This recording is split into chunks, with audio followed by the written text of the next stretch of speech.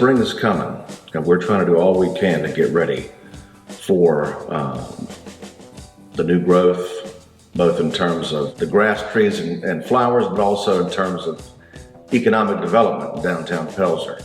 We have a new business that is scheduled to announce this month, right over there on Levy Street, also known as Highway 8, that we're very excited about. It's going to be one-of-a-kind, unique store. We have tried to do a little bit at every level. We're trying to hit all parts of the town and trying to improve bit by bit in areas that affect the whole experience for residents in Pelzer.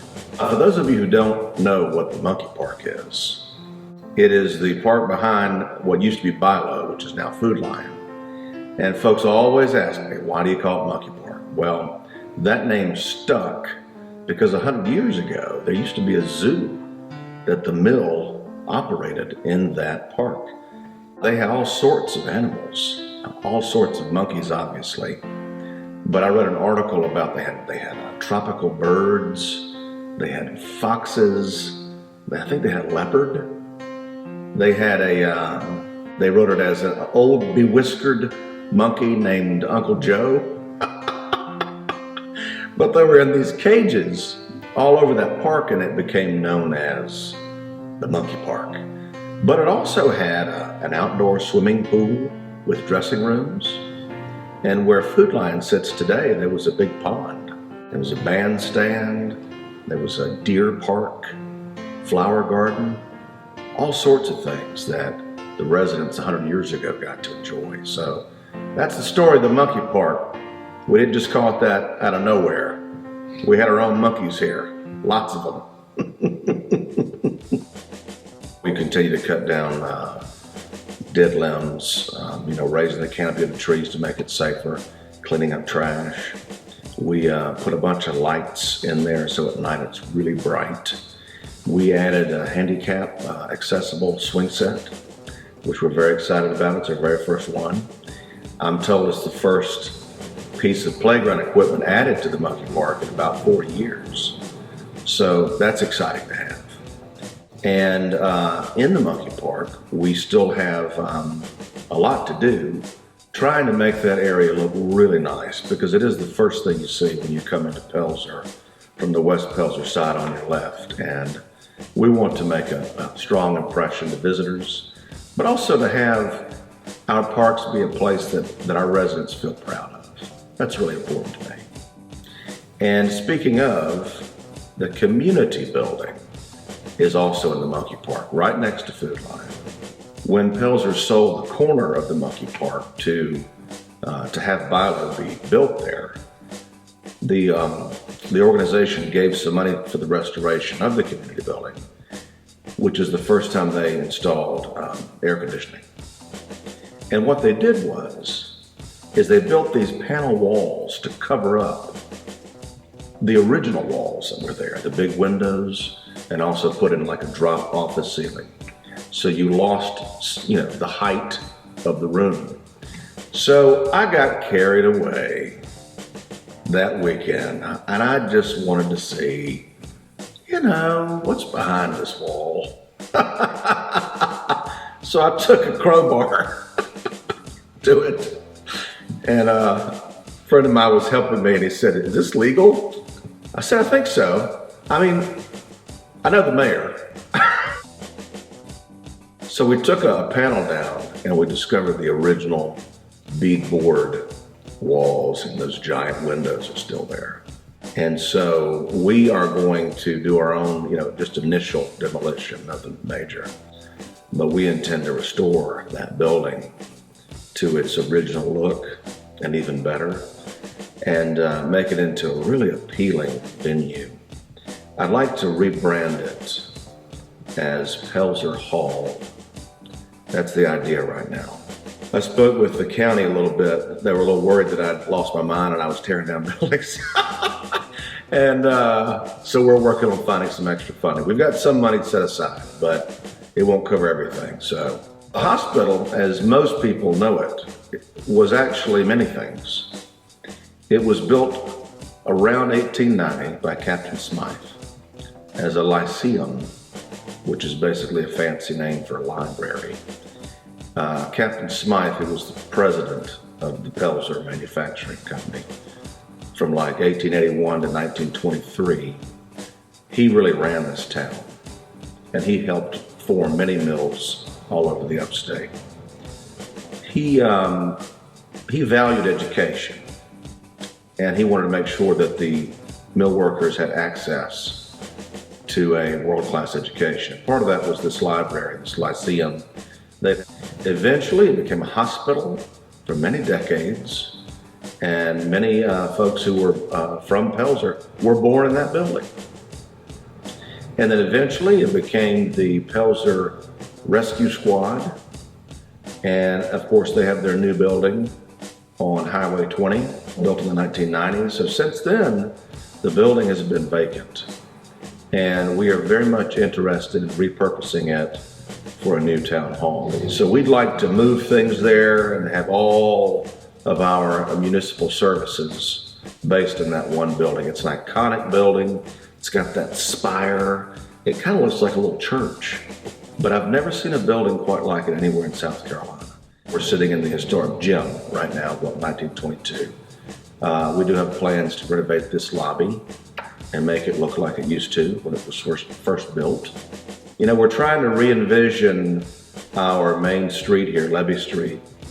We've got some ideas for the strip mall across the street, some ideas for what's going to happen here between the gym and the hospital. But we are inspired by the master plan for all of that. We've got a great team. We've got a great vision.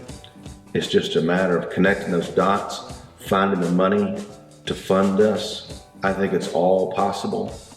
I think that Pelzer is on the verge of a major comeback, and one of our council members coined the phrase, the Pelzer comeback.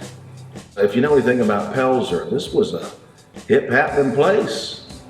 In 1950, Pelzer was larger than Simpsonville and Fountainhead and Malden. Can you believe that?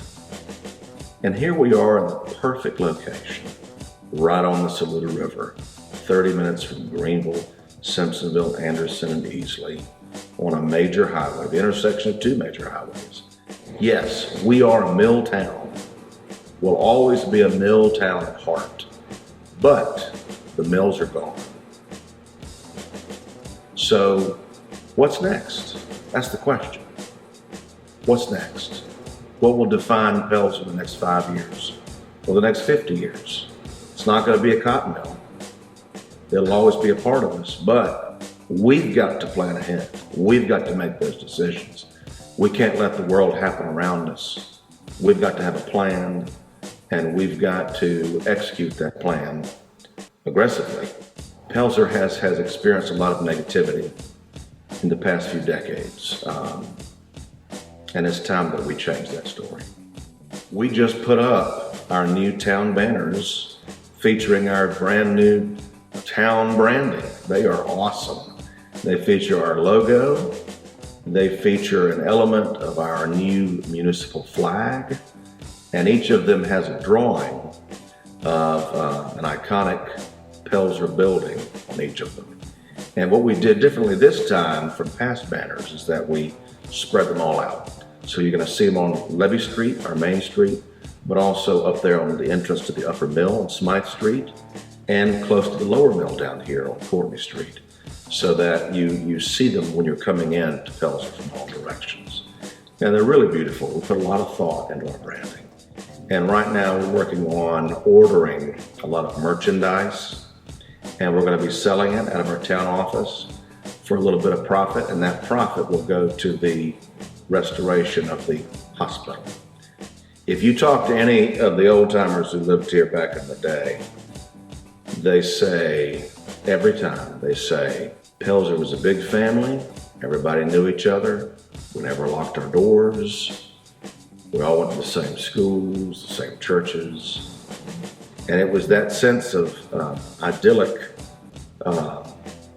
community, almost like, Mayberry or something, that you never find anymore. This is a different world. It's one big thing we did this past year. was to resurrect the light people. And that was done by that family. That was their initiative. They wanted to do it. We relocated them right here on Levy Street. So this started back in the early 90s, I think. Granny Watson wanted to do something special. She started dressing up like Santa Claus, I believe is the story. And then a neighbor down the street started doing the same thing. So she had to think of a way to, I guess, outdo her neighbor, I don't know. So she sewed a bunch of lights onto some clothing and plugged herself into an orange extension cord into her home. And she was the first light person. And that became an annual tradition and just got bigger and bigger and bigger. She unfortunately passed away a few years ago. And her family wanted to bring it back this year, especially because of the pandemic and how it's just affected everyone's lives. So we plugged in and got lit every night. I was taught how to make a light suit. You got to make your own. So I got some coveralls and I bought some battery-operated LED lights. And like, if you want to do it right, you need to plug in, right? But you know, I want to be mobile. So I took safety pins, pinned them all over my suit, and I had 600 lights on them. I looked like my own galaxy. I also saw more people decorating for Christmas this year than I have in the past, and that was great to see. So, you know, it's like they say, dropping a pebble in a pond, and the pebble's very small, but those ripples get bigger and bigger and bigger until you affect everything around you, and that's what we're trying to do in every way we can think of.